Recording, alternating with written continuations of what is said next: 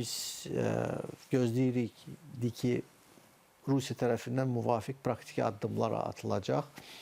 Diplomatik kanallardan belə bir mesajlar gəlirdi. Bu yaxınlarda Rusiyanın baş nazirin vitse-premyer deməli baş nazir müavini Averçuk da gəlmişdi. Yəni o bir sıra məsələlər müzakirə olunurdu.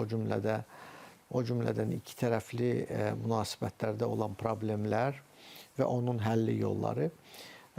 Yəni ümid edək ki, bu məsələlər öz həllini tapacaq. Hər halda praktiki addımlar Rusiya tərəfindən atılmalıdır. Digər bir tərəfdən bu məqamda, bu çətin bir vəziyyətdə Azərbaycan yenə də Rusiyaya köməklik edib. Biz xatırlatmaq istərdim ki, keçən il iyun ayında Rusiya vətəndaşları və Rusiya diplomatları Azərbaycan vasitəsilə təxliyə olunmuşdu İrandan. İndi də bu proses baş verir.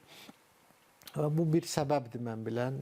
Putin telefon danışığı aparmışıq.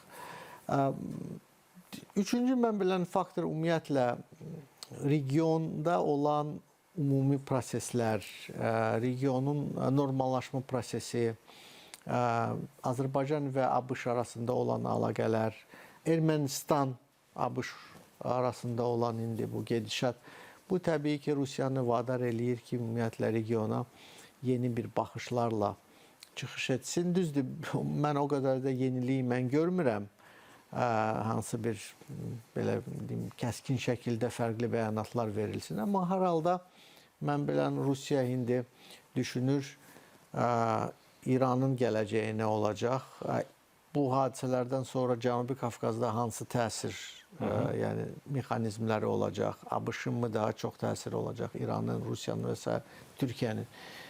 Ona görə belə olan şəraitdə onlar başa düşməlidirlər ki, regionda lider ölkə Azərbaycandır. Bir çox şeylər elə Azərbaycanın gündəlik əsasında formalaşır. Ona görə ola bilsin ki, doğrudan da bizim iki tərəfli əlaqələrdə müəyyən bir gedişat biz müşahidə edək.